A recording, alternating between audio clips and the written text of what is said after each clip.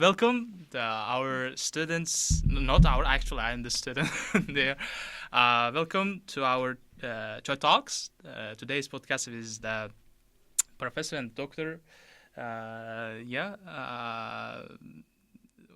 Angelina, and I hope we will have a lot of interesting topics with you. Yeah.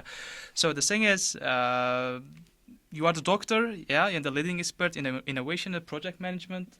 Yeah, we can say, and you have extensive experience in both academia and in industry also, and we can say that you have a deep understanding of the role of failure in the innovation processes. Yeah, because most of my questions is related to the failure today. Okay.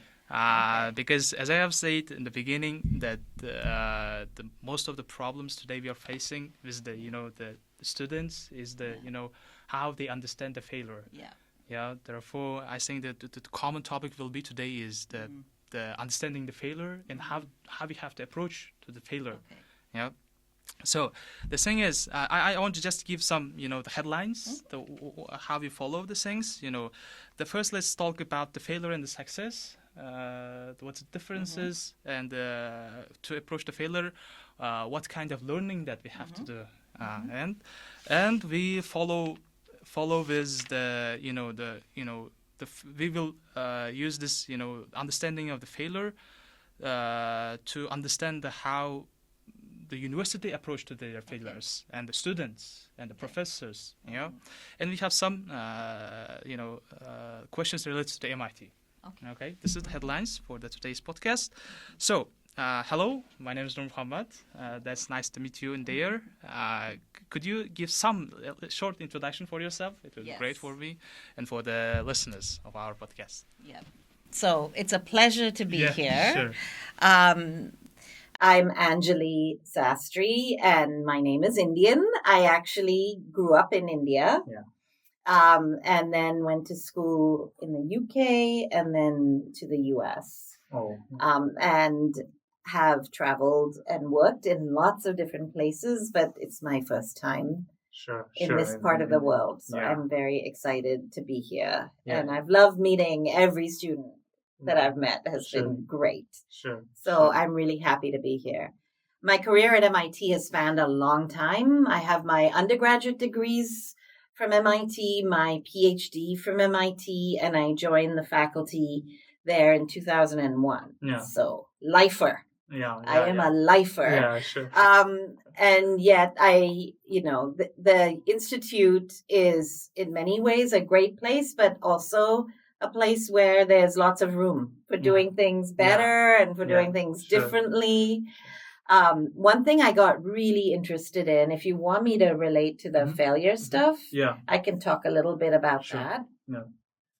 Is I became really interested in how we prepare students to work on bold ideas that are rigorously designed and thought through, in which we are making sure that they're using data and logical thinking in order to implement an innovation, right? So we want to take the MIT trademark disciplines that involve the mastering the discipline you're in and using data, but then how do you then leverage that in order to create new solutions and in order to improve systems? You've got to make room for failure. Yeah, You've got to make room. And MIT has actually always believed in focusing on the intersection between research and the real world. Yeah. I don't know if you guys know this whole story, No. but it was founded in 1861. Oh, yeah.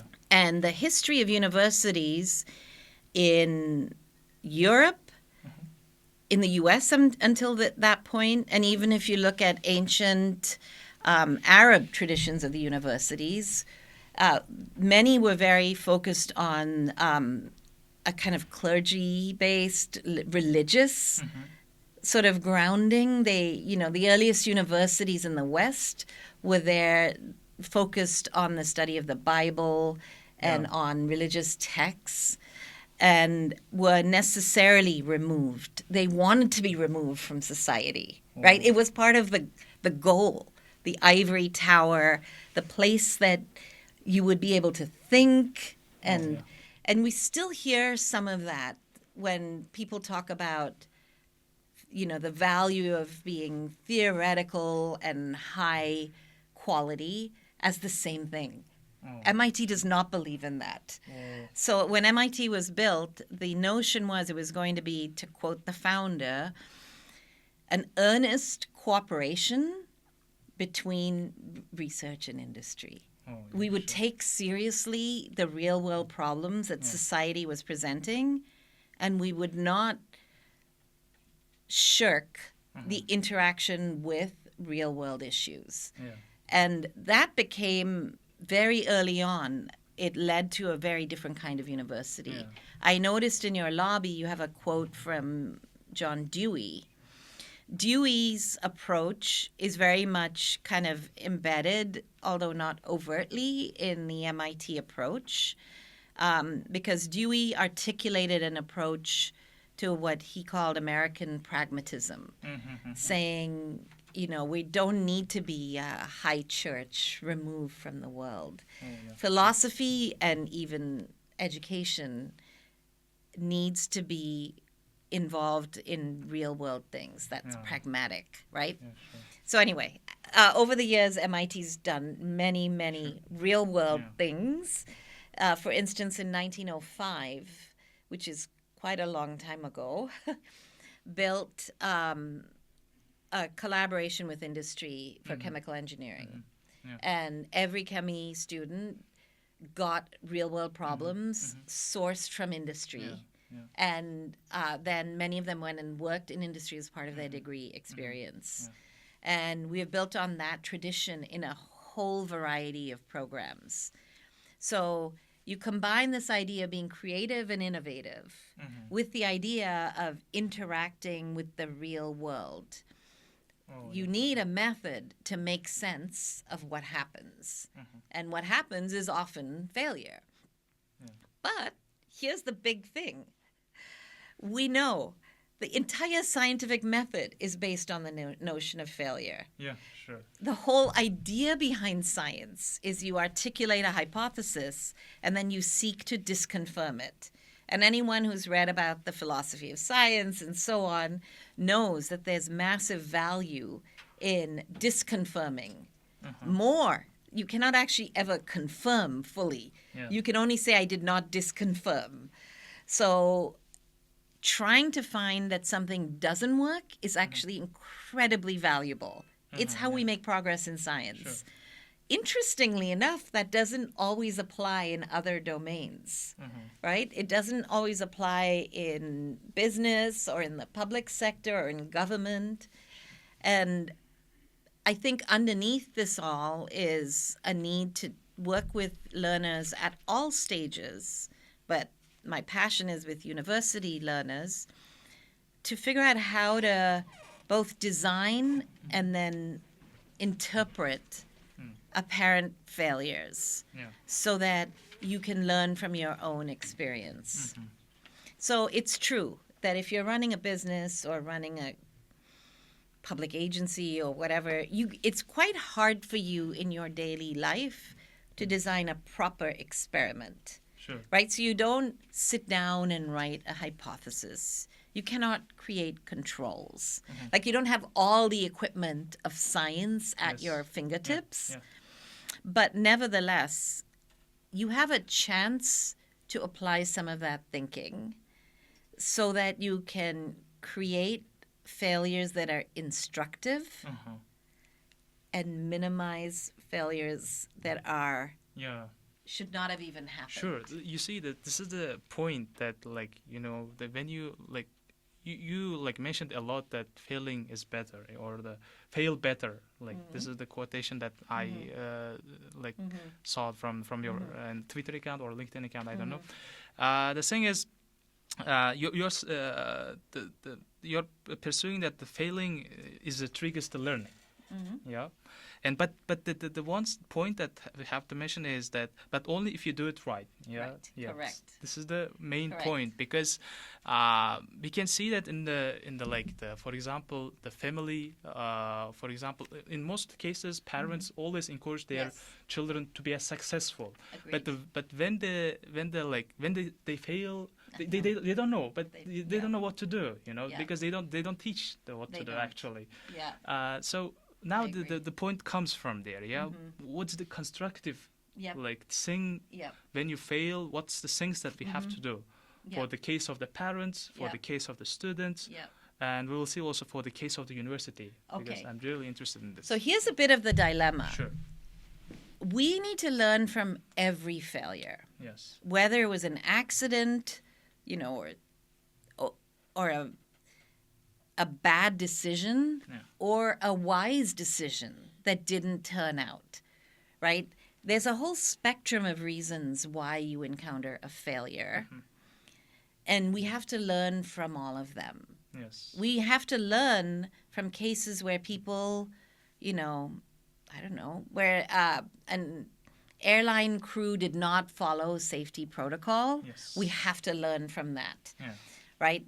But that doesn't mean we should be encouraging people to fail. not follow Yes. safety protocol. Sure, So we have sure, to sure. differentiate Yeah. the failures that should not have happened from those that should have happened.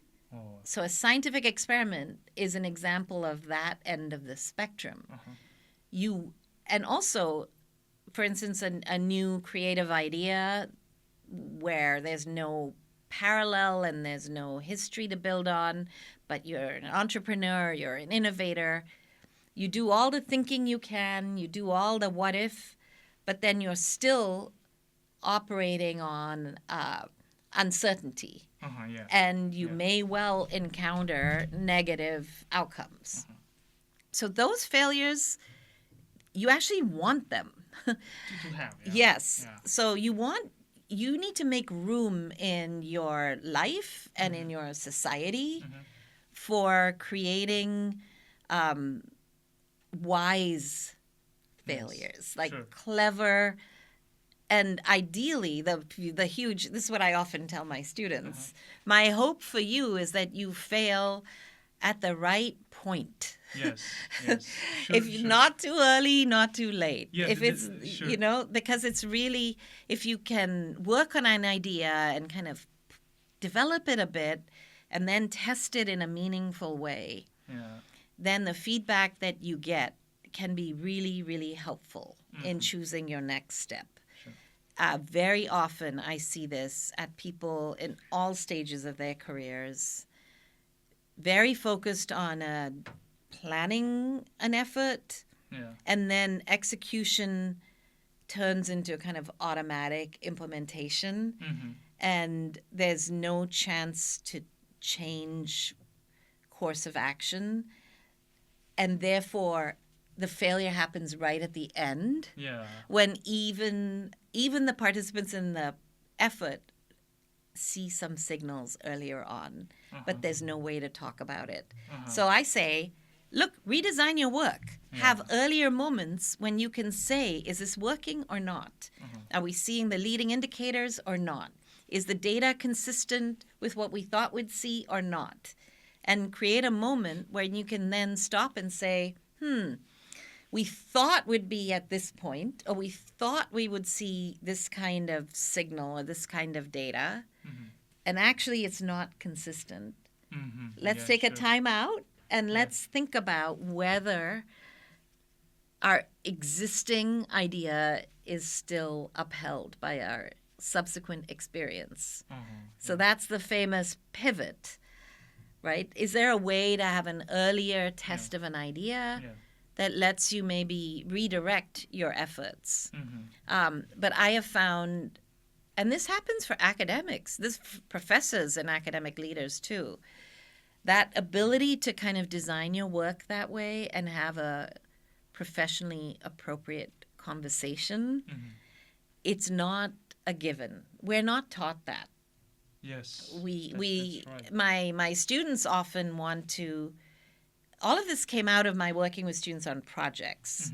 So I'm not so much a project management person as somebody who loves to use real world projects as vehicles for learning and design the project to really help the students to learn. Yes. So one of the common things I see is I have a big project. It's going to be 6 months. It's going to be 5 students. Yes. At the beginning, there's a lot of anxiety and a lot of desire by the students to nail it down, to define the project very carefully so that there's less uncertainty. I understand that. Yeah. But then teams switch into kind of implementation mode, Different. and they might be working on the wrong definition of the problem. They might be missing an important thing. And if they're too anxious about what they might sometimes call scope creep, or if they're too anxious about a messy problem, they miss a chance to learn from the real world. Sure. So I think about that. That's what got me thinking about Fail Better. How do we design learning and innovation? They're two sides of the same coin, learning and innovation. Sure. How do we design our work so that we walk into it having done careful thinking?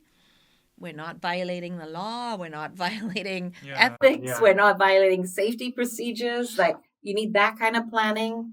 We've used examples from elsewhere and data we have. So design it well.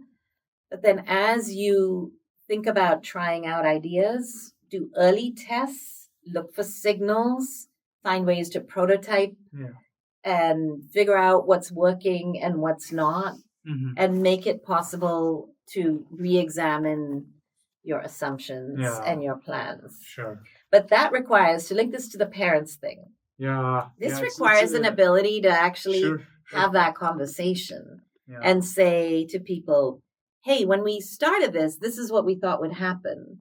But in the last few months, we're now halfway through the project. Yes. In the last few months, we discovered this, and this. A factor we overlooked. Results that don't match what we thought. Whatever.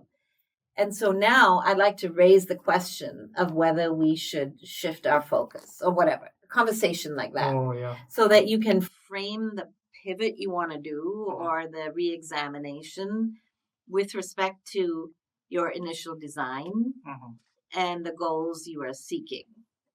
But very often, conversations about failure are done only in retrospect. Yes. So you only actually talk about failure after it's happened. Yeah, that's the point. And then it's really hard. Sure. Because our egos are involved. Sure. Because we feel bad. Yeah. Because we were hoping against hope to get a success. Yeah. Sure. Even at the end, when you know it's not going to work, you keep trying. And because of that, failure acquires a weight that makes it very difficult to talk about. And we don't equip people to talk about it in a professionally appropriate way. Yeah. Part of that professional appropriateness, I think, is having hypotheses or plans set ahead of time. But families and schools, I think, are part of the system that makes it this way. Sure, absolutely. And in a lot of Asia, my last thought on this one is the ideal, if you ask parents, like, what is your ideal imagined future for your child? It will be to never fail. Wow. Right? Many parents will say, what I want for my child is they never fail. And what kind of world are we building if that's what you want for your children? Sure. There's no innovation there. That's, it makes sense now, because actually the parents that, first of all, parents understood the importance of the failure, and they have to put this thing on the expectations, because not being able the success, but in the case of the failure, there has to be constructive thing. And But the thing is, do you have any idea like for the how to parents to approach to the children's, because you cannot say there is a number of steps that you have to follow. I agree. There has to be some childish way to explain the failure. Am I right? Yeah. Well, that's why I think science literacy is really important everywhere. Like understanding what it means to do an experiment, to disconfirm something, what it means to have a data driven approach, even if you're using natural experiments or data from non experimental sources.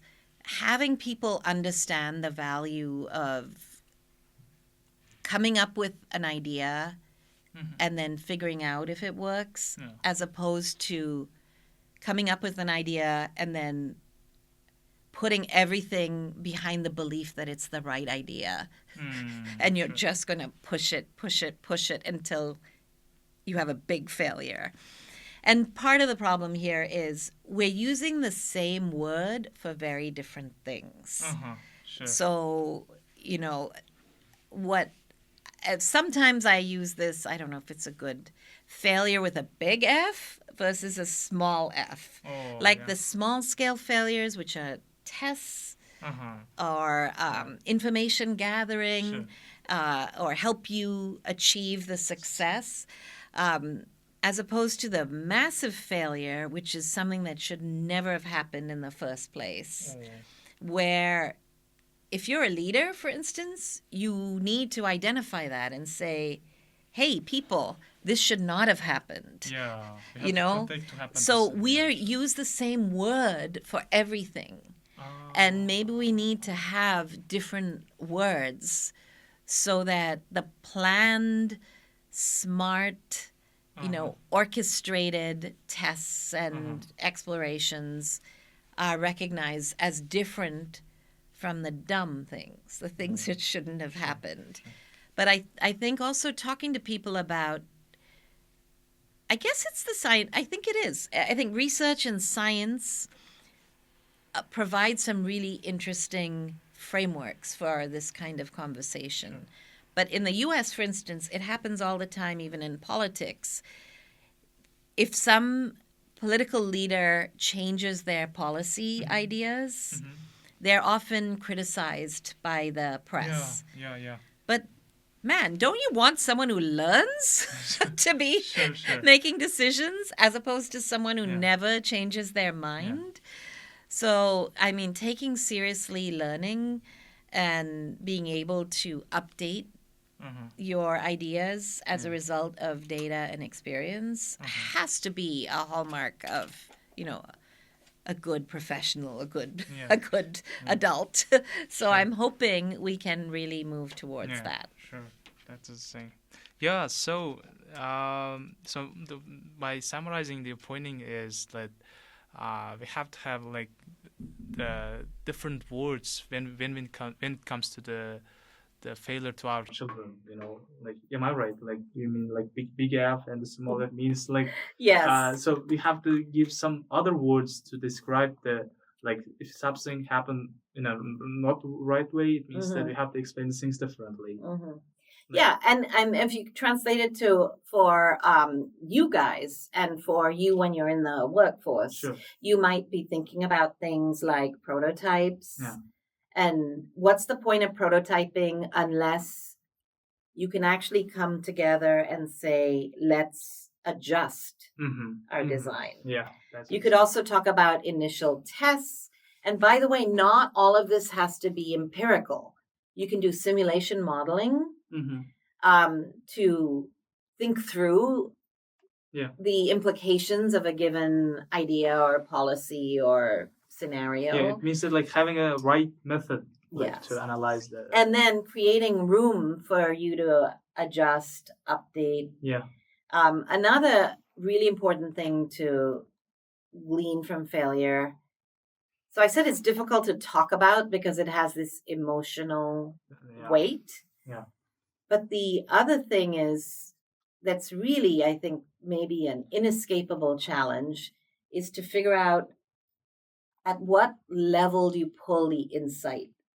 So sometimes you'll meet people who've had one singular experience and they have formed a strong opinion for or against this based on an n equals 1 sample rather than actual wide-ranging data. We overgeneralize. And I think we probably overgeneralize on failure in particular. So we encounter something that feels like a failure, and then we just say never again. But the basis for our certainty is not there, right? We're trying to draw a conclusion, but because we don't have a control case, we don't have true scientific method type data, we might be overstating our confidence. And part of the challenge of being a professional in the world is you need to be decisive and take action, make decisions, and at the same time retain in your mind the possibility that you might be wrong. That is the interesting thing. Decisive, have a clear sense of what you want to do, and yet don't be closed-minded. We're doing this because we're aligning on this. We know we have a hypothesis, we have a plan, but guys, we might actually be wrong. So let's make room for that possibility. Let us entertain in our mindset the ability to hold both those things. That is the art of really delivering value. If you can get there, that is an incredible contribution to the world. Yeah, right.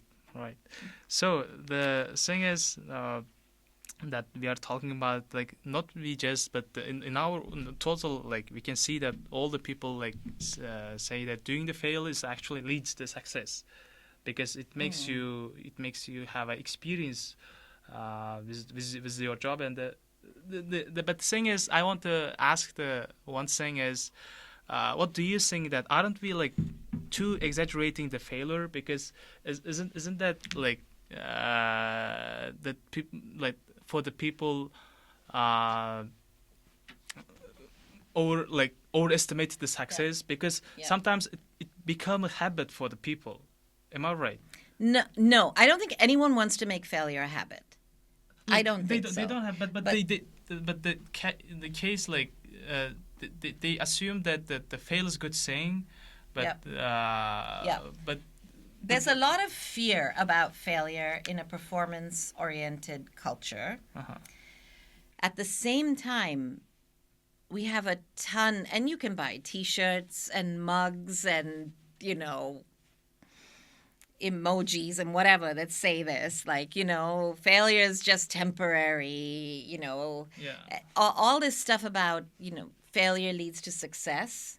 No, there's some people who just keep failing. There's no guarantee that a failure is going to get you success. I do not believe in that. And in fact, we have a sampling error. When we have a famous person, whoever it is, Steve Jobs, J.K. Rowling, whatever, give their speech. So I studied graduation speeches as part of writing this book. I thought it was really interesting to see how people frame failure through these graduation speeches. And they all have pretty much the same story. Look at me. I failed, then I succeeded. Yes. Right? But we are sampling on the people who succeeded. That doesn't mean you should fail. Like, I completely reject that idea. I think you guys have, again, deploy some scientific thinking and some logic here. Just failing, it could teach you something. It could not. You might be inept at learning from experience. You might not have that skill. Just failing is not a good thing. So therefore, the thing that you are talking, the failing better, so it comes there in this point, because you fail, but if you cannot do the reflection on this, it means it's just, and if you haven't designed it with cleverly from the start. So if you failed because you forgot something important, maybe you'll learn next time. I won't forget this, but fine. Like, you could have avoided that. And that's where you could have other forms of learning could be important. You go talk to other people before you even do your plan, and you invite them to critique it.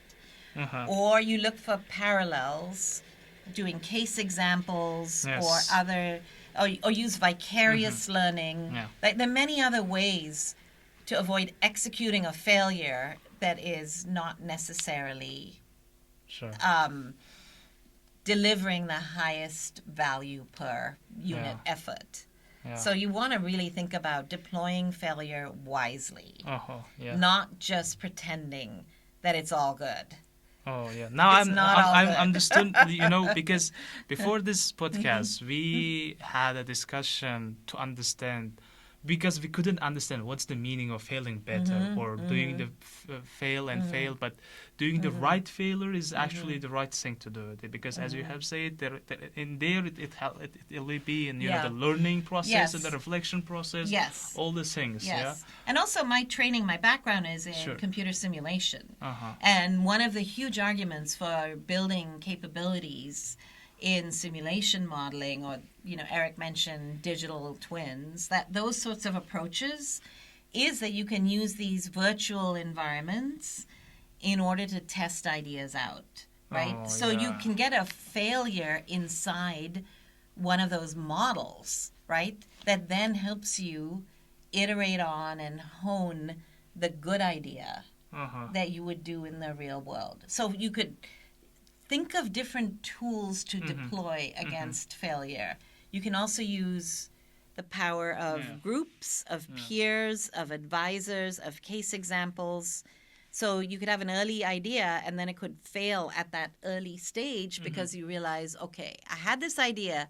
Turns out 17 other people tried it. Yes. And none of them succeeded. But now I understand more. Wow. Now I have a different idea, right? Sure. Yeah. So you could use failure it's not only about the reflection part, it's also about how you challenge your assumptions early. Yeah. Sure. So yeah, that's very nice. Like the understanding those things. I hope it will be helpful for the students also when someone listens to this podcast. And then now let's move on the projects. Because I'm pretty sure that you are very good at and master at leading the projects, because you are the manager of the projects, because you are in the School of Management from the MIT. Am I right? I'm not a manager of projects. No, manager, but who leads the project. Okay, I can talk a bit about that. The thing is, one thing that first I want to ask in the case of the students, from this university or from all the university, you can see that all the students have, the desire to start something new, or they really want to start new thing, or they want to lead, the projects or the other things, but the thing is, what do you think, that, for example, the starting the company or the projects, how we have to, how we can know about are we able to start a new company or new projects, or for the students' case, or is it good to join the new projects or the startups? How we can know this our points. There are a lot of different ideas in your question, so I'll pull out a couple. Sure. For many years, I was a more traditional professor. Yeah. I love my cases. I have them. I have my homeworks and assignments, and I have my course curriculum, and I know how to run a lecture and do the work on the board and all that. Yeah. But after a while, I actually remember the day. It was a long time ago, 20 years ago. There was an earthquake in Pakistan. I don't know why. It's it was sometimes the moment sticks in your head. And people were dying because they didn't have tents. It was cold. They didn't have shelter from the elements. Yeah. And I was thinking, MIT has the world's best supply chain logistics department in the world. We also have people who know about material science and new fabrics. We've actually been doing a lot of work on new forms of fabrics. We have mechanical engineers who know about construction. We have architects who know about building things. Why aren't we working on real problems in our classes instead of made up examples or historical cases? And that's what led me down. But I was also linking to MIT's long history in this area too. Can I find a way to use today's challenges to really activate student learning? Not to make it a capstone or a internship or something that's a little bit removed from the learning experience, but to fully embed it into the student journey. So I wanted students early on in their degree, not late, because I wanted them to have such a strong experience that maybe they come back and take different classes and, you know, come up with new ideas. And what I wanted to do is find problems that were challenging enough but appealing enough that students would want to work on them. And then I could be extra rigorous. I could expect more from them. So I thought, if I make a really, really exciting class, students will want to take it, and then I can get them to do more learning and more work.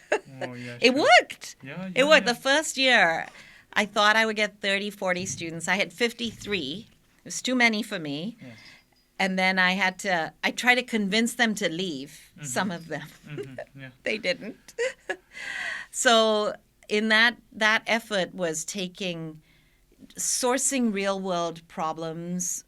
I picked the domain of global health from enterprises that are on the front lines of delivering healthcare to the poorest of the poor. And we had to have problems that matched the MIT toolkit. Process improvement, business models, market entry, a variety, IT, computer science, ICT in general. So anyway, I sort of knew, here's what our students are good at. Here are some really interesting problems. I'm going to pull out those that match and then expect our students and work with them closely to come up with a viable solution. Really interesting, really fun, because we work at MIT, we map out the problem, we do lots of phone calls and baseline research. Then students go and live and work side by side with the staff in a given place, usually for about a month. And I would go there too and sit and work with each. So I've been to these 100 sites. And then come up with some ideas that we could test quickly. And then the third part of the course was to figure out how to distill this and turn this into something that can live on. So that got students solving real world problems. You could take that idea and apply it to being effective inside a company or inside an institution. Those skills are essential in the work world. But you could also take that experience and apply it towards coming up with a new business model or a new startup. And I've had students who've done all those things. So I can tell you more about those, but it's been really exciting to be accompanying the students, learning myself, and testing our learning, and then watching what happens in the years that follow. Yeah, sure.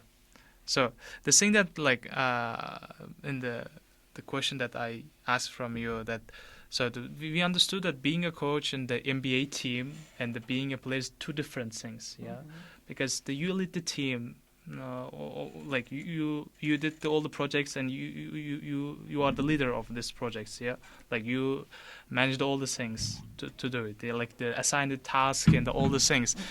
You didn't do this stuff, I'll tell you a bit. No. I would select the projects.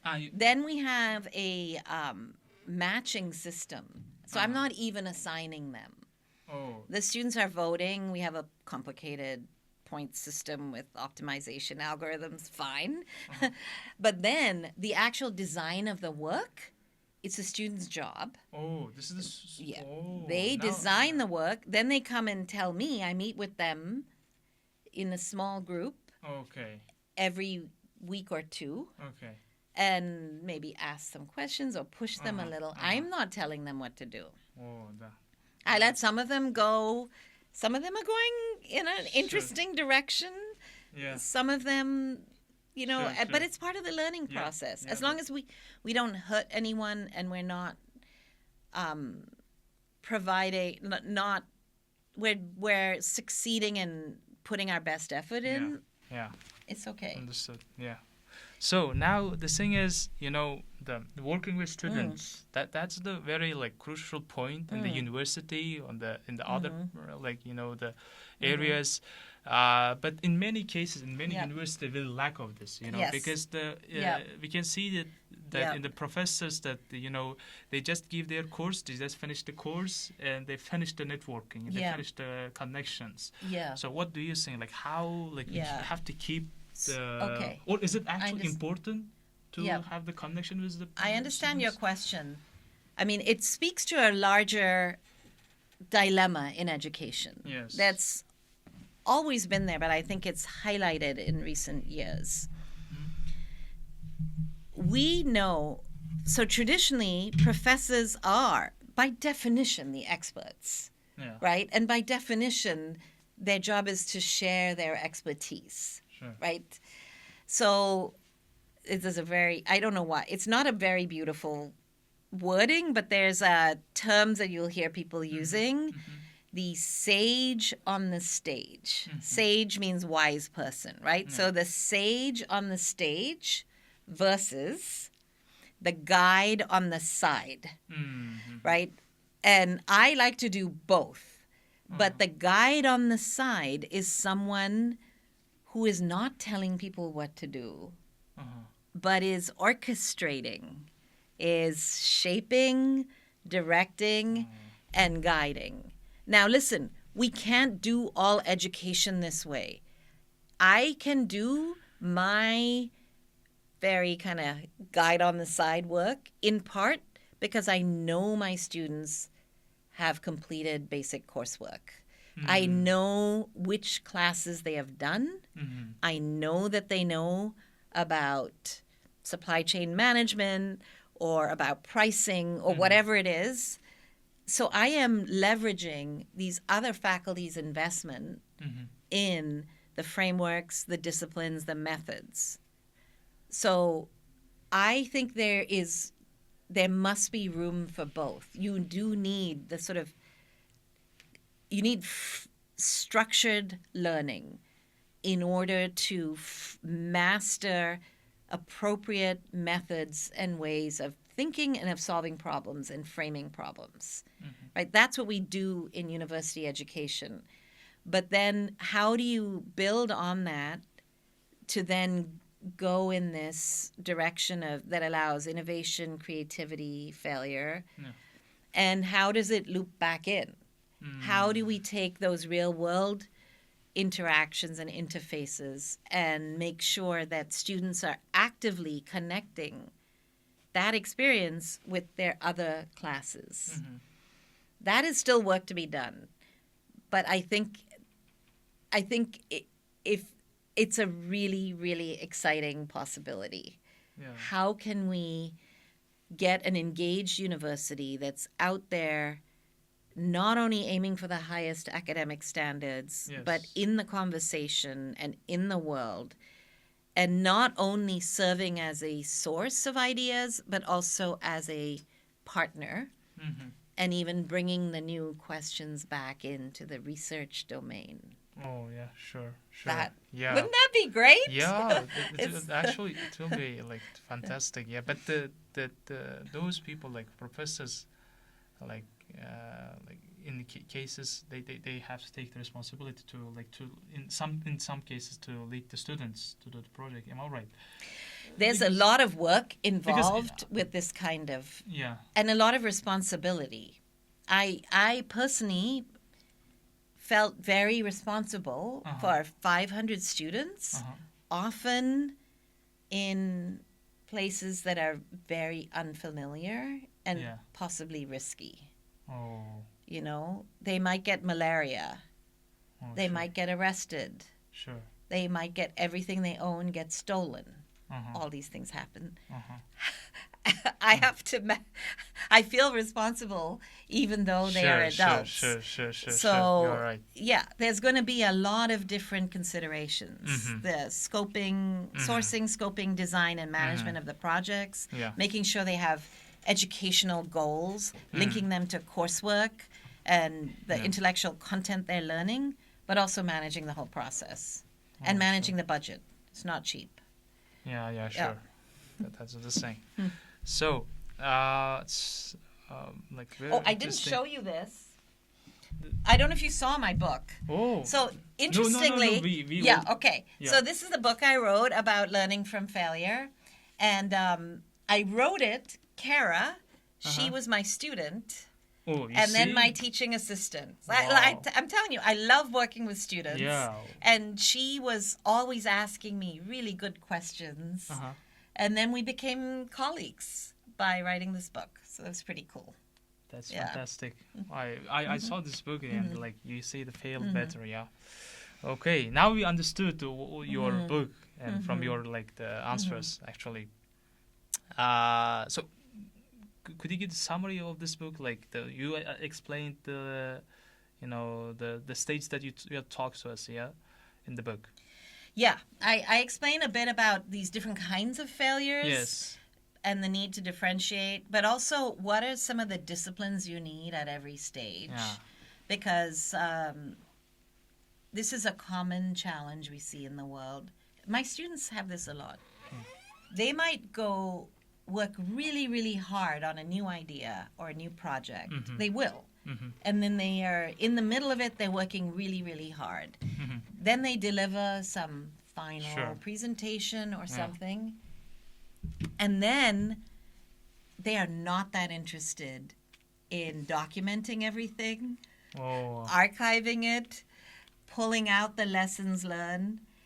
That seems like not exciting work, and very hard to get them to do it sometimes. But if they don't build that habit of documentation and reflection, they're not going to be good leaders. They're not going to be good managers. You have to have that ability to not only take bold action and make sure you're designing it well, but to pull out the lessons. And that has been a really... So I talk a bit about that challenge. It's a challenge everywhere. And lately I've been thinking, who knows, maybe new AI tools and other things can help document the experience as you go. But I think the ability to watch what's happening and then also reflect on it and pull out your observations and new hypotheses and new ideas to try. Or lessons learned, let's never do this again, people, right? Those things, you have to bake that in. So that's one of the big gaps I would urge people to invest in. Make sure, do cool stuff, please. I want more cool stuff. But also make sure you invest enough effort in identifying what's coming out of that and sharing it with others. So in the end, I have students write letters to next year's students. Yeah. What I wish I had known. What one cool thing we did. Yeah. Here's what this country is like. I was in Botswana. Let me tell you. Like, I want that info to flow. Universities are not very good at that. Yes. But that's something you guys could be thinking about. Sure. If you do cool stuff that's out of the box, maybe you want to find a way to share that with other people. Teaching to them, yeah. This is actually one of the, the success of the university if the university keeps its the alumni. Am I right? Like, what do you think? Like, because in many cases how many? We're late. We're late. Yeah. Oh, sure. Okay. Yeah, So I'm making faculty wait. Sure. Can I finish with 2 questions? No, just one. One. Okay, let's finish. Quick. Sure, Yeah. sure. Close. Okay, Yeah. absolutely. So sorry for your taking your time. So the one question I really want to ask from you: what unique points does the MIT students have, but in other university you cannot see from the students? What unique points that the MIT students have, like? I don't know. Because you worked with other university, am I right? Like you somehow see the differences with the students because those students are. I think there is amazing talent and capability everywhere. Some students either lucky or planful or whatever, and they get to take certain pathways that will get them into good opportunities, like going to MIT. But one of the things I work on at the Jameel World Education Lab is thinking about how to open those doors to more people. Because talent is everywhere.